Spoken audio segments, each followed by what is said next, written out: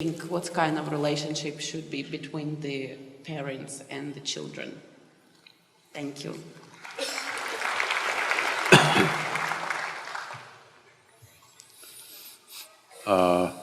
That reminds me of something. See, one thing is, it's not just between parents and children, just about every relationship, everywhere. People have all kinds of weird expectations. It's like this. A lady went to the butcher's shop and all this chicken which were hanging upside down, dressed chicken. Poor chicken, feathers are their dress. You rip it off and say they're dressed. So she went to this chicken and lifted one leg, smelled, wrinkled her nose, lifted a wing, wrinkled her nose, like this she was going from chicken to chicken.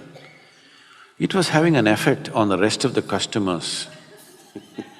So the butcher saw it's having an effect, so he went and tapped on her shoulder. She turned around. So he asked, "Ma'am, can you pass a test like that?"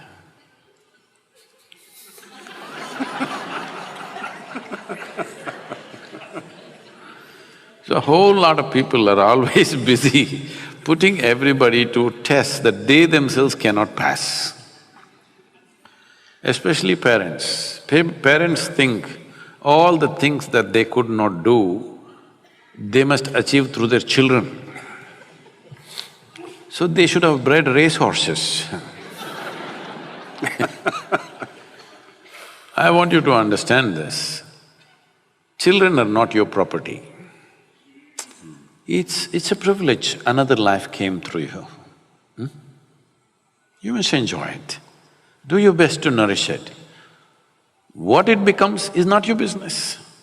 Your business is to support it, create a wonderful atmosphere around it, create an ambience where it grows well. I'm using the word "it" consciously. Like a tree, like a plant, you just create the nourishment that it needs, it grows. Well, is it going to bear apples, pears, mangoes, or just flowers, or just nothing? We don't know. Only thing is, your wish is, they must grow to their full potential. They are not an extension of your ambitions. They're not, and they need not be. So, this is because people think they own their children. No, they're not your property. I think these days they're telling you, older generation hesitated to say this. This generation, by the time they're 10, they're telling you, "You got no business to tell me what to do." So does it mean to say you don't say anything to them? No, it's your business to see, because if you don't guide them, somebody else will on the street, or somebody will do it long distance on the internet, all kinds of creatures are out there. All right. So yes, to protect them, to nourish them, to allow them to explore their possibilities, it is your business to do that as a parent.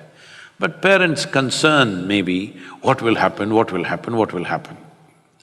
My dear father, he's 95, he's a physician. In his mind, that generation of Indians will understand that unless you become a physician, you're no good. So I was no good. But that was good for me, because when you're no good, nobody pays enough attention, that's all I wanted, that they leave me alone. So, I'm just saying, you know, he's always worried, what will happen to this boy? His concern is this boy has no fear in his heart, what will happen? So one day when I was 11 years of age, he said this, I came home with a 12-foot cobra, he was my friend. And he said, "This boy has no fear in his heart, what will happen?" Then I asked him, when did fear become a virtue? When did this happen? He said, "See, I told you he has no fear in his heart." I said, that's fine, but when did fear become a virtue? Why is it like this? Why fear, anger, all these things have become virtues, is it? Tell me, when you go through fear, is it fantastic? Hello? It's one of the most terrible emotions you can go through. Why are we thinking that we should be fearful of our future, not only of your future, of anything that you do, and you're even God-fearing, all right? Fearful about everything. What is the point? There is no such thing. There is no such thing that this generation should be an extension of the previous generation. This generation should do something that previous generation could not imagine. That is when there is a purpose to this generation, isn't it? Otherwise, what's the point if you're going to do the same things?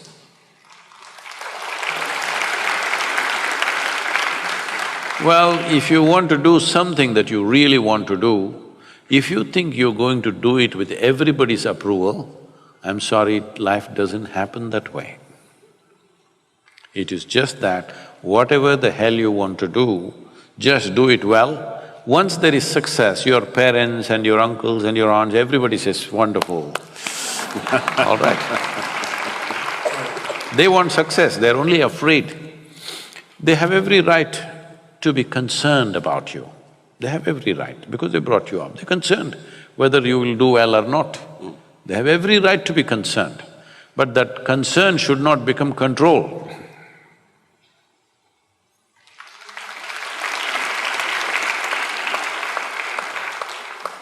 What event, decision, experience, or period has had the most profound impact on your life? You're asking Matt, right?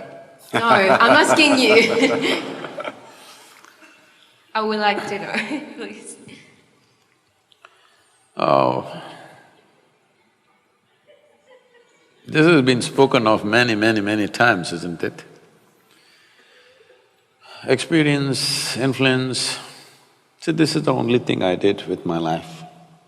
I was in United States and this lady comes up to me and says, I've been doing yoga for over 35 years, nothing happened to me. You just went and sat on that rock. All this happened to you. Where is the damn rock?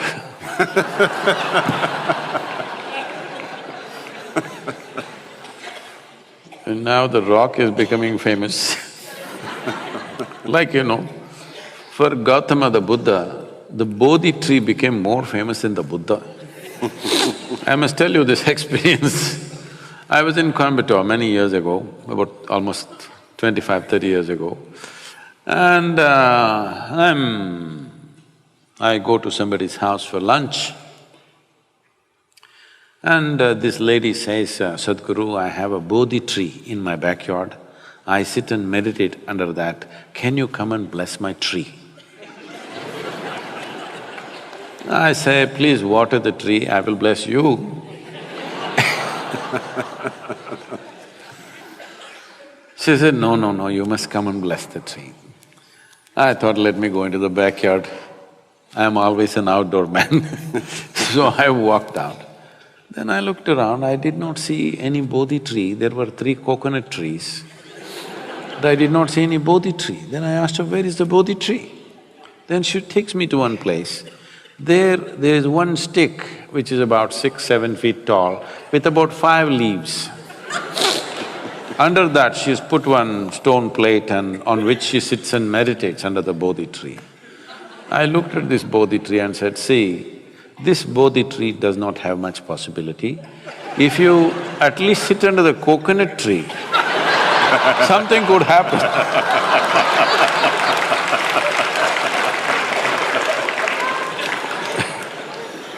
Under coconut tree, things happen. Because when you're in this state, what you need is a knock on your head.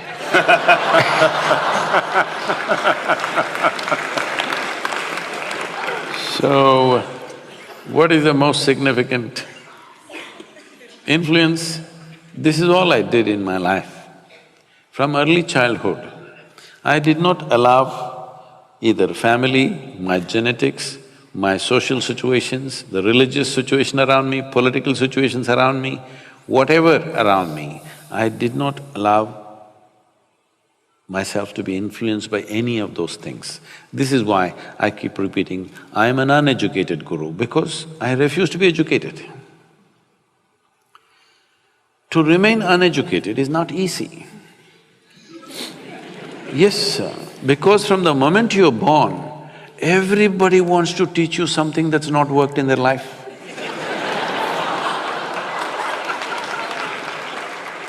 It's a compulsive need in adults the moment they see. You know, like, when my daughter was 3.5 months old, I would drive alone with her all across India, with my one hand on her, my right leg heavy. This is the time when I'm building Isha Foundation, I'm driving across the country. Every day I'm with a new family. Then I noticed everybody is desperate to teach something to her. I said, please, nobody teaches her anything. No ABC, no 1, 2, 3, no Mary had a little lamb. I don't want any of these things. Then people said, Sadhguru, you're not letting anybody teach anything. What will happen to this girl? This girl won't know even how to count her fingers. I said, I don't care if she cannot count her fingers. As long as she knows how to use her fingers, what do I care? She thinks this is 1,000,000, what's my problem? As long as she knows how to use her fingers. So, and I don't care whether Mary had a lamb or not. So, I said, nobody teach her anything. Because nobody is teaching her anything. See, it is by constantly looking down on the child, you know what is this, you know what is that, the child feels smaller and smaller and smaller. Because nobody spoke to her in those terms. She thought everybody is her friends. She's 2.5, 3 years, she thinks all the adults are her friends, she talks to them like they're her friends. By the time she's 18 months, she's fluently speaking 3 languages, very fluently.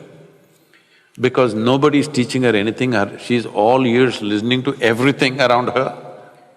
Well, I wouldn't have sent her to school, but my schedules and my travels didn't allow that. So I sent her to a school where there's least amount of schooling.